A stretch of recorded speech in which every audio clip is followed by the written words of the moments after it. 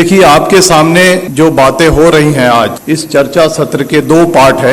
एक पार्ट है यूसीसी और दूसरा पार्ट है मॉब वायलेंस। हम दोनों को अलग अलग चर्चा करेंगे। पहला मैं कहना चाहता हूं, हम यूसीसी को हम लेते हैं। आज से 6 महीना 1 साल पहले आपने देखा होगा कि लव जिहाद और धर्मांतरण इस देश का सबसे पहला मुद्दा था। अलग अलग रियासतें अपने अपने रियासत में कानून बना रही थी। कर्नाटक की बीजेपी सरकार कानून अलग से बना रही है, मध्य प्रदेश की सरकार अलग से कानून बना रही है, हरियाणा की खट्टर सरकार अलग से कानून बना रही है, धामी सरकार अलग से कानून बना रही है, योगी सरकार अलग से कानून बना रही है। मैं आपको कहना चाहता हूं कि हिंदू, मुसलमान, सिख, ईसाई ये सारे राष्ट्रीय स्तर के मजहब हैं भारत में। अगर एक मजहब से धर्मांतरण करके अगर कोई दूसरे मजहब में जाता है, अगर सरकार को लगता है तो ये राष्ट्रीय समस्या होनी चाहिए, तो सरकार एक कानून बना करके इस समस्या को हल क्यों नहीं करती है? मल्टीपल स्टेट्स में मल्टीपल कानून क्यों बनते हैं? सरकार का मकसद है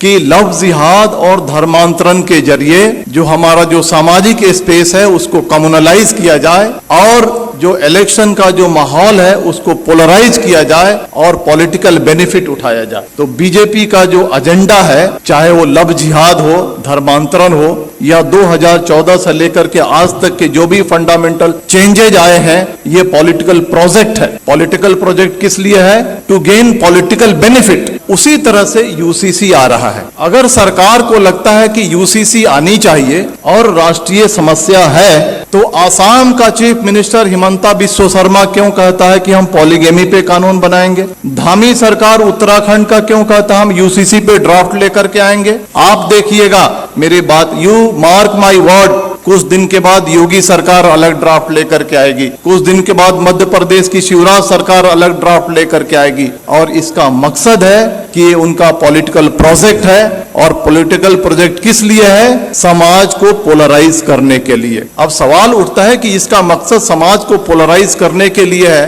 तो हमें क्या करना चाहिए? जहां तक यूसीसी का सवाल है, बड़े बड़े वक्ता, बड़े बड़े दानिश्वर कहते हैं सबसे ज्यादा जो नुकसान होगा वो क्रिश्चियंस को होगा, सिख को होगा, ट्राइबल्स को होगा, दलित को होगा। हमारी जिम्मेदारी है, सरकार देखिए 2014 से लेकर के आज तक जो चाहती है वो करते आई है। अगर वो चाहेगी कि यूसीसी लाएं तो हम रोक नहीं सकते हैं, लेकिन हम जो कॉन्स्टिट्यूएंट्स जो उनको वोट करते हैं उनको ये एजुकेट कम से कम कर सकते हैं कि ये जो है आपको बर्बाद करने के लिए लाया जा रहा है। इसके कॉन्स्टिट्यूएंट्स कौन है? ट्राइबल्स हैं, दलित हैं, मुस्लिम्स हैं, अदर माइनॉरिटीज हैं। इन सब को हमको एजुकेट करना है कि आपके different language, different culture, different रहन सहन आपके मजहब को बर्बाद करने के लिए लाया जा रहा है। और ये हिंदू कल्चर नहीं थोपा जा रहा है, ये brahminical mindset, upper caste Hindu mentality को कमजोरों पे थोकने की ये साजिश है। इसके लिए हमको देश को आगाह करने की जरूरत है।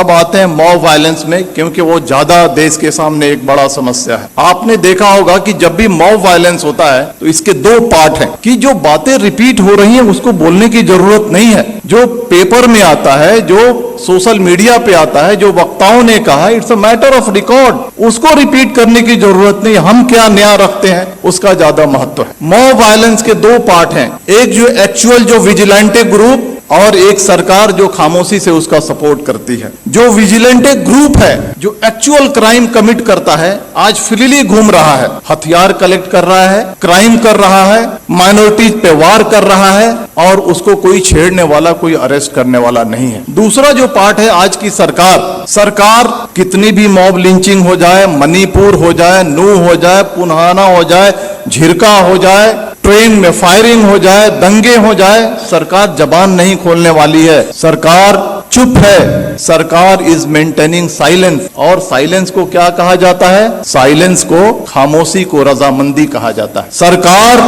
वायलेंस को रजामंदी दे रही है। सरकार रजामंद है कि वायलेंस किया जाए। इसके दो पार्ट हैं, जो विजिलेंटे ग्रुप हैं और जो सरकार है, इनके मोटिव में फर्क है। जो विजिलेंटे ग्रुप है उनका मोटिव है कि हम जो कमजोर हैं उन पे हमला कर रहे हैं, उनको सबक सिखा रहे हैं, उनको तकलीफ में डाल रहे हैं और बहुत खुश हैं कि तारीख में इन्हें हमको सताया था, ये बात सही है या गलत, इसकी अलग चर्चा की विषय है, लेकिन इन्होंने हमें तारीख में हमको तकलीफ दी थी, आज हम इनको तकलीफ दे रहे हैं। वो खुश है, वो इलिटरेट कम पढ़ा लिखा आदमी जो विजिलेंट ग्रुप है खुश है। लेकिन जो सरकार, जो ऑर्गेनाइजेशन आरएसएस इस देश को चला रही है, उनका जो एजेंडा है वो एजेंडा बिल्कुल ही अलग है। वो एजेंडा है मास डिसइनफ्रेंचाइजमेंट की, यानी मास स्केल पे आपको वोट देने से वंचित किया जाए। इसको मैं समझाऊंगा, आप मुत्तफिक नहीं होंगे मेरी बातों से, लेकिन मैं समझाऊंगा।